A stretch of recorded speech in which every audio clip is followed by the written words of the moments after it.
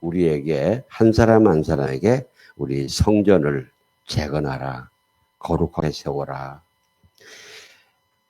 이 명령에 따라서 세 가지를 우리가 같이 공부하고 묵상했습니다. 먼저 주의 전을 향한 열심히 나를 삼키리라.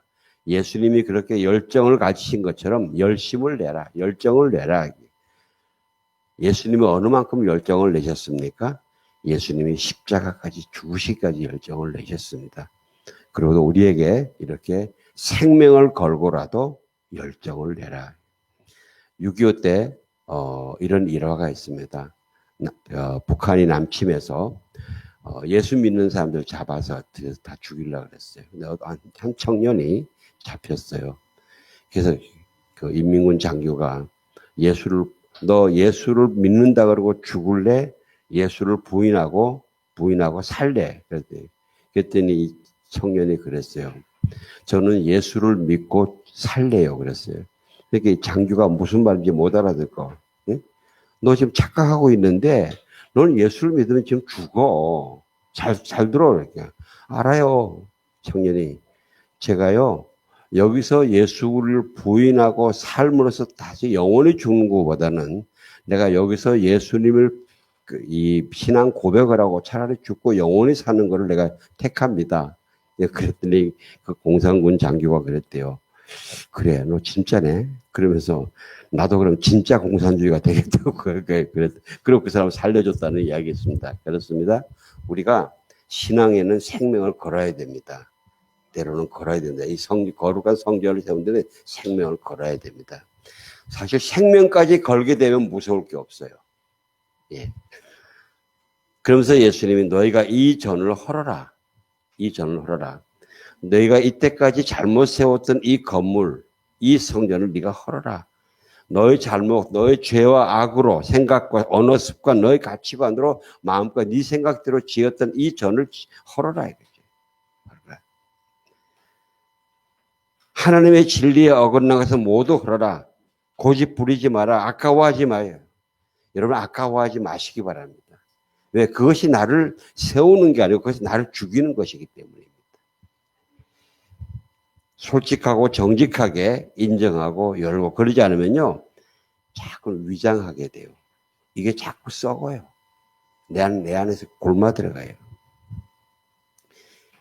자, 그렇게 하면은 세 번째는 예수님이 내가 사흘 동안에 일으키겠다.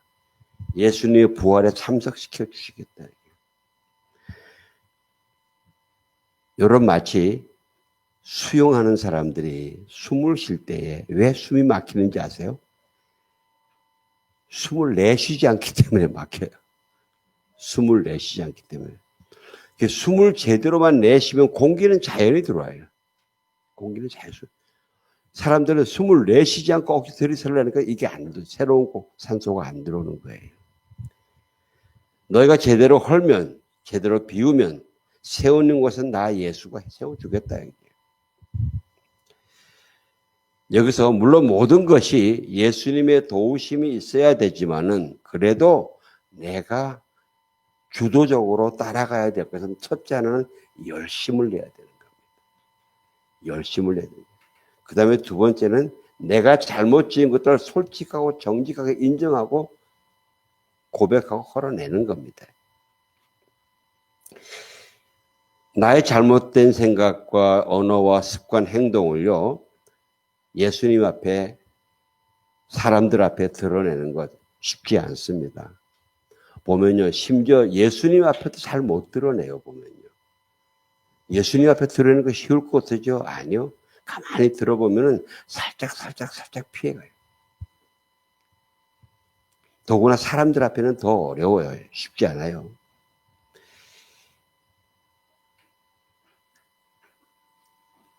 나의 잘못을 인정하고요. 하나님께 회개하고 사람들에게 고백하고 용서 구하고 용서받고 자유 얻는 그것이 진리와 빛 가운데의 길을 걷는 거예요. 이것이 그러면서 진리와 빛 가운데 길을 걷는 것이 회개에 합당한 열매를 맺는 거예요. 저와 여러분의 삶이 주일날 예배를 드리면서 예수님을 더 깊게 만나고 주님께서 내게 말씀하면서 자복하고 그리고는 매주 주중의 삶이 더 새로운 더 밝은 빛과 진리의 길을 걷는 그런 회복의 삶이 되시길 주의 이름으로 축원합니다.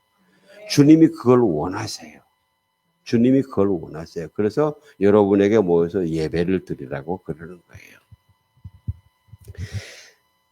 저는 혹시 여러분에게 이런 한 질문을 한번 드려보기를 원합니다. 이런 신앙의 삶에 대해서 여러분 마음속 깊이는 어떻게 생각을 하고 계세요? 혹시 너무 우울한 거 아니야? 좀 답답하게 느끼지는 않으세요? 왜? 주 예수님을 믿는 것은 분명히 복음의 길이라 그랬어요. 그죠? 예, 진리의 길이고 자유의 길이고 평강의 길이에요. 용서와 화평의 길이에요. 근데 왜 자꾸 죄, 회개, 이렇게 우울한 것만 이야기를 하냐? 너무 율법주의 아니냐? 혹시 그런 생각을 가질 수가 있어요.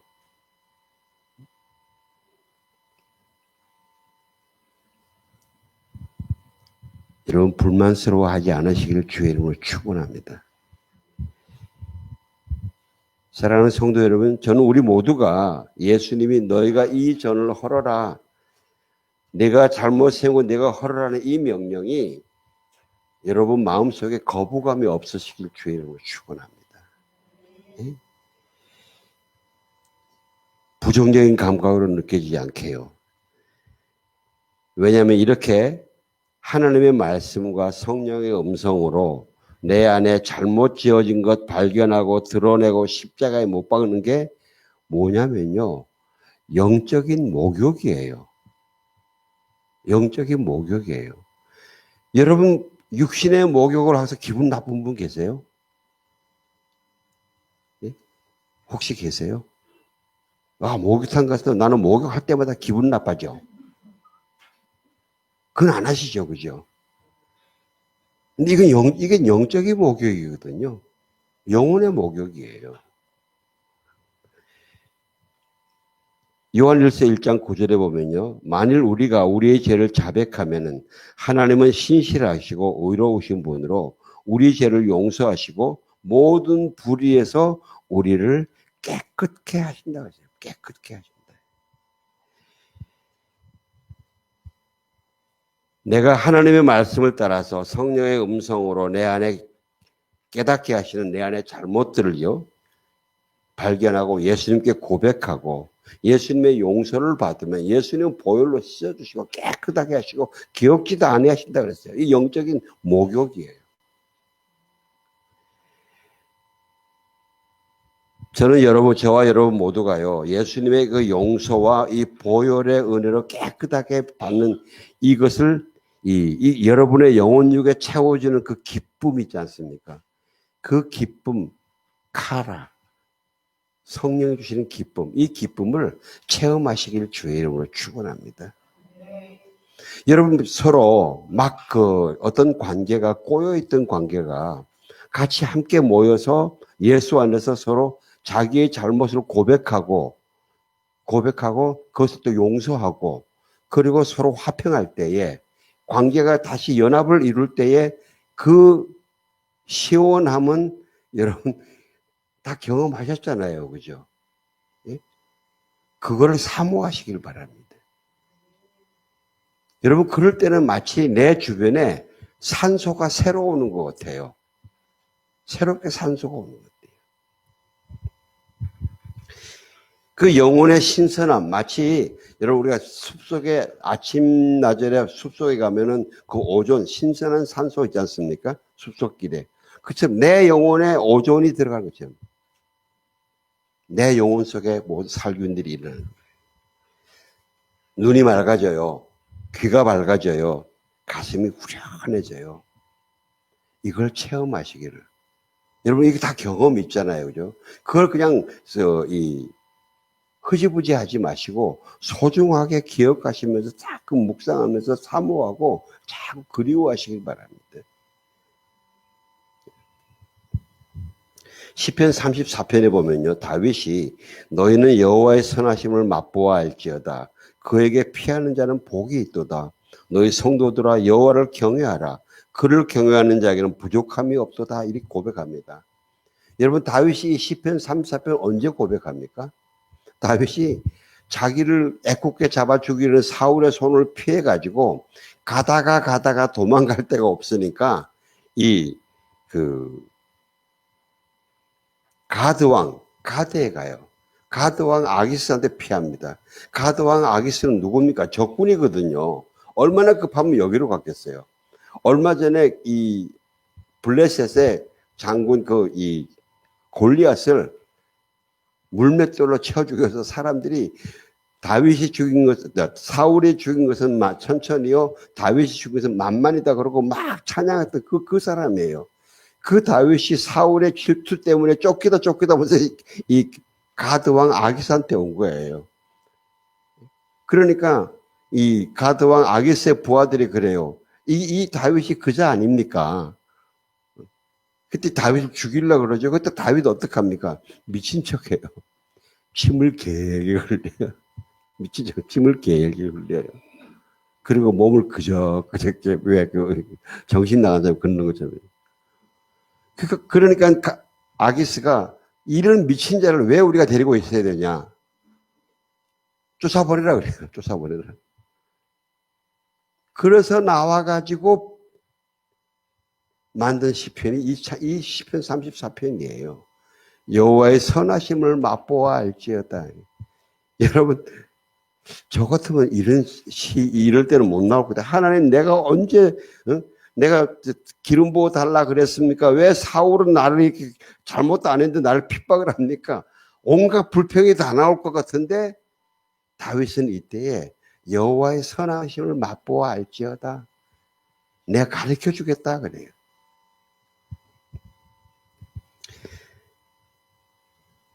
다윗이 그 중간중간에 이런 영적인 목욕을 하지 않았으면 저는 이런 기쁨을 못 누린다고 합니다. 제가 아는 어떠한 그리스도인이요, 한 성도가 하나님께서 그에게 학교에서 말씀을 주시면서 성전은 무너진 채로 남아있는데 너희만 꾸며진 집에 살고 있을 때냐. 왜냐면 바벨론에서 포로에서 해방돼서 와서 성전을 짓는데 이 주변 나라들이 좀 핍박을 넣어요. 그러니까 중단했어요. 중단했는데 아주 오랫동안 중단한 거예요. 그러니까 하나님이 학개 선지자를 통해서 야, 이 성전은 하나님의 저는 이렇게 짓다가 말고 이렇게 있는데 너희만 판벽한 집에 짓고 사는 것이 가하냐? 그래서 너의 걸어온 길을 잘 생각해보라. 그러시면서 산에 올라가 나무를 가져다 성전을 지으라고, 성전을 재건하라고 명령을 주신 거예요. 근데 이 형제가 그 말씀을 받고 기도하면서 한 일이 뭐냐면 아내하고 가족하고 그다음에 자기가 잘못했던 것들을, 자기가 잘못한 것들을 다 성령께서 기억나게 하신 대로 고백하고 회개하고 용서하고 이런 시간들을 가진 거예요. 얼마 동안 가지다가 하나님이 한 번은 꿈에 보여주시는데 자기가 꿈에 화장실에 가서 손을 씻으려고 그러는데 수도꼭지에서 맑은 물이 안 나고 이 똥물이 나오더라고요. 똥물이 막 나오다가 놀랄 거 아닙니까? 놀래는데 수도꼭지에서 쫄쫄 나오던 게 수도꼭지가 터지면 옆으로 막 터져 나오지 않습니까? 거기서 막 터져서 막 나오더래요. 당황해서 이러고 있는데 그래서 더 나가서 뭐냐면 수도가 있는 그 벽 있지 않습니까? 벽이 터져서 막 콱 쏟아져 나오더라는 거예요. 너무 당황해서 어쩔 줄 모르는데 한참 막 쏟아져 나오더니 그 다음에 이제 거기서 또 맑은 물이 나오더래요. 화장실 바닥이 완전히 똥물로 오물로 되어 있다가 나중에 맑은 물이 쫙 쏟아내니까 그게 싹 씻겨져 나가더라는 얘기예요. 근데 그 시원함. 여러분, 찬양에 이런 찬양이 있죠. 사랑을 너에게 주노라. 세상에 줄 수 없는, 세상에 알 수도 없는 사랑을 너에게 주노라. 예. 이 영적 목욕의 기쁨, 신선함은요, 세상이 줄 수 없습니다. 세상에 알 수도 없습니다. 세상에 알 수 있으면 따라왔을 거예요. 이 맛을 알면요. 그런데요, 분명히 있어요. 분명히 있어요. 저는 여러분들이 분명히 느낀다고 확신해요. 별로 아멘 안 하시네. 잘 안 하시는 것 같아요. 그죠?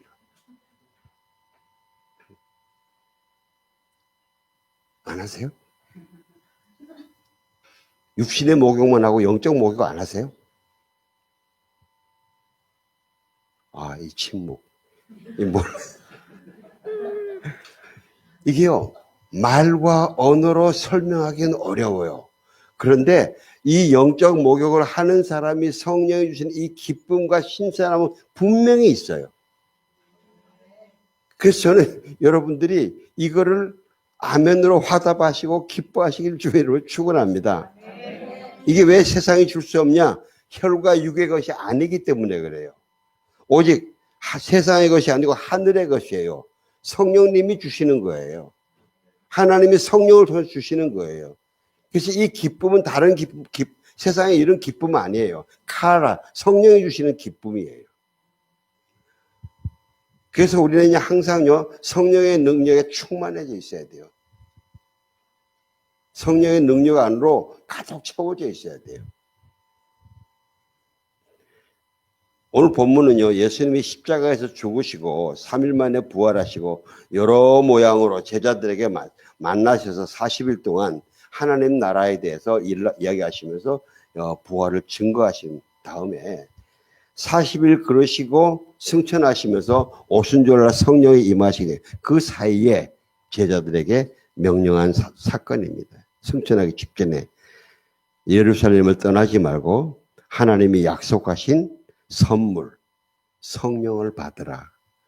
너희들은 몇 날이 못 가서 요한은 물로 세례를 줬지만 너희는 몇 날이 못 가서 성령으로 세례를 받을 것이다. 너희가 성령으로 세례를 받으면 권능을 받고 예루살렘과 유대와 사마리아와 땅끝까지 해서 내 증인이 되리라 그랬습니다. 여러분이 이때 제자들에게는 사실은 예루살렘은 제일 무서운 장소예요. 빨리 떠나버리고 싶은 장소예요. 빨리 벗어나서 시골로 가고 싶은 그런 장소예요. 왜냐하면요, 대제사장과 율법학자와 이 로마 군인들이 지금 계속 예수님의 제자들을 찾아다녀요. 왜? 시체를 훔쳐갔다고. 왜? 예수님이 부활했다는 사실이 확실하다면은 세상이 뒤집어질 일이 생기기 때문에. 그래서 더 나빠지기 전에 그 제자들을 잡아서 시체를 어디 갖다 숨겼냐 하고 지금 잡아다니던 그때예요. 제가 한 몇 주 후에 부활이라는 이 영화를 여러분들하고 같이 한번 보기를 원하는데요. 왜 예수님이 부활에 대해서 같이 좀 나누기를 원해서 그래요. 우리가 성경에 보면요, 예수님이 부활하시고 난 다음에 주로 예수님의 믿는 사람들, 제자들에게만 주로 예수님이 나타나셨어요. 저는 가끔 이런 질문 한번 해봐요. 왜 예수님이 그때 대제사장들과 로마 이 총독 앞에 나 이렇게 부활했다 하고 나타나셨으면 이제 효과가 엄청나게 컸을 텐데 거기는 왜 안 나타나셨나? 예수님을 믿는 사람들한테만 나타나셨어요. 근데 그 영화는요, 어떻게 만든 영화면은 그 예수님을 그 십자가에 못 박을 때 로마 군병의 호민관 있지 않습니까? 자기가 총지휘했던 사람이에요. 이 사람이 그러니까 이 빌라도의 명령을 받아가지고 제자를 찾아다닐 거 아닙니까? 그 과정들을 그린 그 영화예요. 그러면서 그 사람이 어느 순간에 예수님이 부활해서 제자들하고 같이 만나서 식사하시는 장면을 보는 거예요. 자기는 너무 알죠. 왜? 자기가 분명히 십자가에서 못 박아 죽은 그분이고 어느 자국에 어디에다 못을 박았다 너무나 확실하게 아니까요. 근데 그거를 그 자국을 보면서 이 사람이 변해가는 과정인데 거기에 그 분위기 안에서 우리가 참 생각해 볼 이야기들이 많이 있어요. 그래서 한번 예배 끝나고 난 다음에 오후에 이 영화를 같이 한번 보고 우리 한번 예수님 부활에 대해서 토의하는 시간을 갖기를 원합니다. 사실 이때요, 예수님의 제자들은 세상 사람들 보기에는요, 참 불쌍한 실패자였어요. 왜냐? 자기들의 직업을 3년간 떠나버리고, 가족들도 떠나고, 예수님만 다 따라다녔거든요. 그러니까 예수님이 살아계실 때, 막 기적을 행하시고, 이적을 행하실 때, 그럴 때는 잘 나갔죠, 이들도요. 사람들도 예수님 제자 부러워하지 않았겠습니까? 어떻게 하면 저런 분 옆에 가까이 가나? 그런데 그런 예수님이 자기 모든 사람들이 보는 앞에서 그렇게 처참하게 무기력하게 십자가에 못 박혀 돌아가셨단 말이죠. 이 세상 사람들은 부활을 모르잖아요. 이 제자들만 부활을 알게 되거든요. 그러다 보니까 뭐라 그러겠습니까? 쟤들 참 3년 동안 헛고생했네. 그러지 않겠습니까? 그리고 또요, 이 사람은 도피자예요. 왜? 이미 얼굴이 알려졌기 때문에 로마 군병이나 이 대제사장의 그 부리는 군사들이 지금 제자들 잡으러 다니고 있는 거예요. 제가 그 영화를 좀 같이 보고 싶다는 그 이야기는 뭐냐면요. 그때 그 이 무시무시한 이 분위기들을 우리가 그 영화에서 좀 느낄 수 있기 때문에 그렇습니다. 이미 유대인 중에 얼굴이 알려졌기 때문에, 거기도 나옵니다만, 잡으려면 뭐라 잡습니까? 포상금을 주나요? 내 돈 얼마 줄게. 너 어디 있는지 알려줘. 사실 이게 포상금 제도가 무서워요. 얼마 전에 구리시에서 코로나 때문에 예배 드리는 데는 주민신고제를 하겠다고 해요. 근데 이 주민신고제가 무서운 거예요, 사실. 여러분, 이거 무서운 거예요. 북한에 기독교가 6.25 시작 전에는 그래도 2천 몇백 개 있었는데 2년 만에 졸지에 다 망가진 게 뭐냐. 이 신고제 때문이었죠. 이 신고제 때문에. 바로 옆에 다 고발하는 거예요. 얼마 전에 보니까요. 이 송파구에서 어느 교회 옆에서 성도들 몇 명이 아마 차를 마시고 거기 카페에서 이야기 나누니까 어떤 사람이 신고를 했대요. 송파구청에서. 이거 혹시 그 교회 모임 아니에요? 이 송파구청 사람이 나왔대요. 그 카페 주인이 화를 냈대. 아니, 내가 지금 우리 카페에 들어오는 사람의 종교도 체크해야 돼? 이러지. 그런데 그 송파구청 그 공무원은 이렇게 공무원이 할 일이 없어 이랬는데 공무원은 또 뭐냐면 또 어려운 게 어떤 사람이 신고를 했으면은 안 나오면은 이 사람이 또 신고하게 돼. 내가 신고도 했는데도 안 나온다. 우리 사회가 지금 이렇게 악해져 가고 있어요. 이게 남의 이야기만 아닙니다.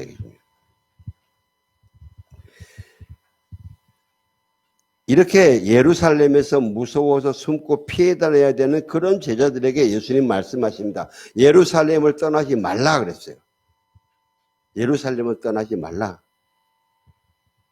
저와 여러분은 대한민국을 많은 사람들이 이민 간다고 그런 이야기 있지 않습니까? 대한민국을 떠나지 마시기를 주의 이름으로 축원합니다. 예, 우리 성령의 능력을 예수님 말씀 성령의 능력으로 이 땅에서 빛과 소금으로 살아가야지 여기를 피하는 거는 이거는 하나님이 원하신 거 아니라고 저는 믿습니다. 하나님 아버지가 약속하신 선물 성령을 기다려라. 너희가 성령의 세례를 받으면 너희가 권능을 받는다. 권능을 받는다. 그러면서 그 권능으로 예루살렘과 온 유대와 사마리아와 땅끝까지 내 증인이 되라. 어떤 증인입니까? 예수님이 부활하셨다는 것을 증인하는 겁니다. 지금 예수님이 부활하셨다는 것을 막으려고 지금 시체 훔쳐갔다고 눈이 뻘게 있는 이 지역에서 예수님이 부활하셨다는 것을 선포하라는 거죠. 예수님이요, 예루살렘을 건너뛰지 않아요. 너희 성령의 권능을 받고 여기서 덜 위험한 저 변두리에서부터 시작해서 예수님의 부활을 증거를 아니에요. 예루살렘에서부터 시작하라 그랬어요. 가장 위험한 여기서부터. 전에도 말씀드렸습니다만 증언은 마투리오죠. 이 위트네스, 이 순교예요. 순교예요.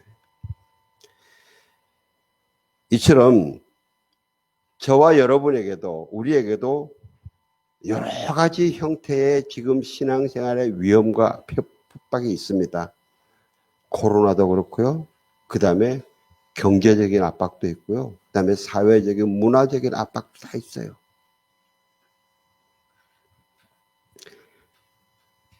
우리가 이때 어떻게 해야 되냐?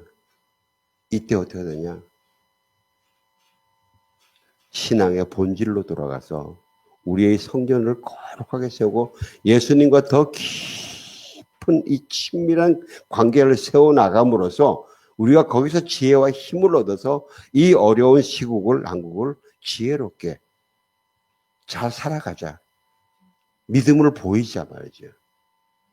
예수님의 향기를 나타내자.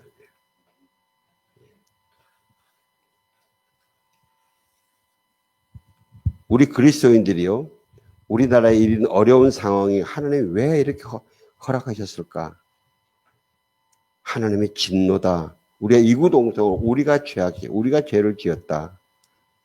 우리가 죄를 지었다. 여러분, 우리가 다른 사람에 대해서 우리가 불평불만하기 전에 내가 죄인입니다. 이 기본 정신 가운데 우리가 들어가야 됩니다. 네? 그래서 우리가 회개해야 된다. 우리가 더 철저하게 하나님께 돌아가야 된다. 지금 우리가 여기서 예배드리면서 하나님 예수의 명령을 따라서 이 성전을 거룩하게 하자고 세우자고 하는 이 이야기도 결국은 다른 사람에게 탓을 먼저 돌리는 것이 아니라 우리가 먼저 하나님 앞에 진실로 돌아가자. 지금 그런 예배를 드리는 겁니다. 그래서 사람들이요, 역대하 7장 14절, 내 이름으로 일컫는 내 백성이 그들의 악한 길에서 떠나 스스로 낮추고 기도하며 내 얼굴을 찾으면 내가 하늘에서 듣고 그들의 죄를 사하고 그들의 땅을 고칠지라. 이 약속의 말씀을 붙들고 지금 전국 각지에서 곳곳에서 기도를 하고 있습니다. 저희도 비록 교회는 작지만은 수요일날 금요일 기도회 하고 있습니다. 여러분 집에서 이 기도회를 하시길 바랍니다. 이 기도는 온 예수 그리스도 안에 있는 모든 사람들 안에서 가정에서 곳곳에서 일어나야 됩니다. 사실 하나님이요 한국을 축복하셨어요. 특별히 한국 교회를 축복하셨어요. 굉장히 수가 늘게 했지 않습니까? 또 성도 수도 늘고 물질적인 부유, 헌금도 늘었어요. 굉장히 교회가 부자가 됐어요. 그래서 선교사도 파송했고 또 그 헌금으로 우리가 이 사회 봉사, 이 사회 그 구제도 많이 했죠. 그런데 선한 일도 많이 했지만 그런데 개개인의 성전을 본질적으로 각 교회의 성전을 본질적으로 각 가정의 성전을 본질적으로 순결하게 세우는 여기에는 우리가 실패했다는 거죠. 우리의 겉모습은 다 화려해요. 풍성해요. 그러나 속으로 들어갈수록 부패와 타락과 탐욕과 음란과 거짓과 이런 것들이 가득하다는 거죠. 만약에 우리가 지난 몇십 년 동안 꾸준히 하나님이 우리에게 주시는 말씀으로 나와 내 가정, 우리의 교회가 성령의 음성을 따라 잘못 지은 것을 헐었으면은 예수님이 자연적으로 리모델링 해주시고 리빌딩 해주시고 리모디파잉을 해주셔서 지금 우리처럼 이렇게 안 됐을 거예요. 우리 한국 교회가요, 한동안은 교회에서 회개하라, 죄를 회개하라는 말이 하나도 없었어요. 왜? 죄 회개하라, 성도들 눈을 감는다는 거죠.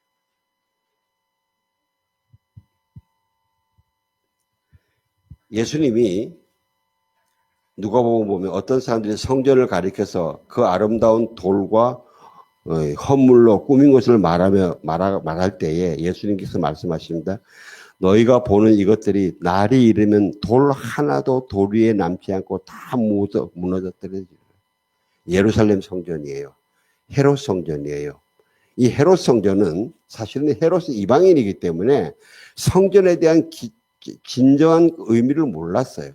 자기는 그냥 이방인으로서 로마 정부에서 고난을 받아가지고 이 이스라엘을 다스리기 때문에 자기 권익을 위해서 세금 잘 거두려고 자기가 이방인으로서 다스릴 고난이 없으니까 유대인들에게 잘 보이려고 겉만 화려하게 했어요.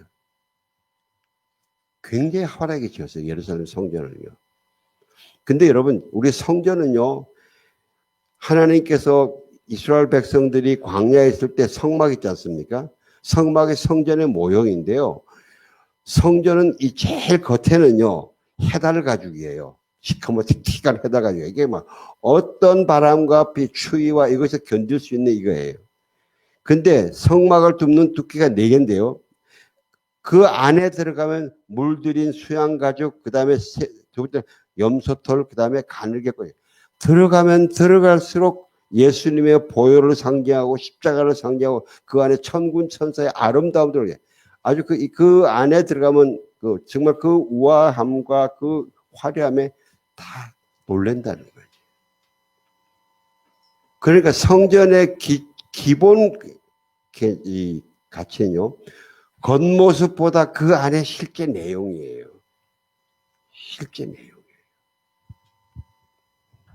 사랑하는 성도 여러분, 이처럼 예수님은 우리의 내면의 견고함, 내면의 아름다움에 가치를 주세요. 우리 가정, 우리 교회, 우리 내면을 그렇게 귀하게 여기세요. 그래서 예수님과의 깊은 하나됨이 이루어지면 거기서 세워지는 우리 내면의 견고함이 일어나요. 여러분 그렇잖아요. 우리 모두 고백하잖아요. 나의 내면이 가장 자유하고 평안하고 할 때는 언제냐? 예수님이 나 안에 가득히 임재할 때, 다른 것으로는 안 돼. 예수님으로 가득 채우실 때. 그러면 거기를 통해서요, 영광의 광채가 나옵니다. 영광의 광채가 나와요. 경건의 능력이 나와요. 그것으로 세상의 바람과 파도와 혼돈과 공격을 이겨나가기를 원하세요. 이겨라 이거죠. 그것으로 세상의 이 파도와 혼돈과 공격에서 허우적대는 사람들을 영혼들로 구해줘라 말이죠. 너도 같이 휩쓸리지 말고 그 사람 붙들어줘라 이거죠. 그러면서 그 혼돈 속에서, 무질서 속에서, 공격 속에서 너희들이 예수님의 향기가 되고 편지가 되어라. 그러므로 우리는요, 성령의 권능, 이 다이나마이트, 두나미스는요, 2가지인데, 다이나마이트, 폭발할 거다. 어떠한 견고한 짓도 깨어버리는 폭발한 능력이 우리가 필요하고, 그 다음에 이 두나미스는 또 다이나믹하는 거예요. 결코 포기하지 않고 끊임없이 움직이지 않는 것 같지만 실제는 움직이면서 엄청난 변화를 일으키는 것. 이 다이나마이트한 힘과 다이나믹한 이 영향력, 힘을 우리가 다 가져야 돼요. 그래서 내 속에 잘못 세워진 전을 헐어내십시오. 힘써 헐어내시기를. 그러면요, 예수님이 새 성전을 세워주시고요. 거기서 성령의 능력이, 권능이 흘러나옵니다. 여러분, 우리가 성령의 권능 다 원하시잖아요. 성령의 권능이에요. 성령의 권능이 언제 흘러나오느냐? 내가 회개하면서 새로운 성전을 세울 때 거기서 흘러나옵니다.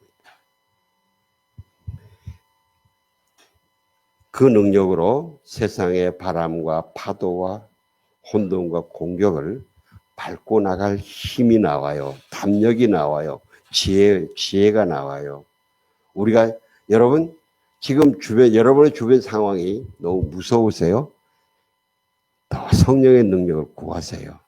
다른 방법으로 이기려고 그러지 마시고, 오직 여호와의 신으로 이겨나갈 수 있는 아버지 나를 성령으로 부어주십시오. 그럴 때 제가 하나님의 성령이 흐르기에 막고 있는 제 안에 어떤 막힌 게 있습니까? 말씀해 주십시오. 제가 뚜껑을 열겠습니다. 이렇게 나가면서 그렇게 성령에 충만해지고 성령의 권능으로 세상을 이기시는 여러분이 되실 주의 이름으로 축원합니다. 기도하겠습니다. 하나님,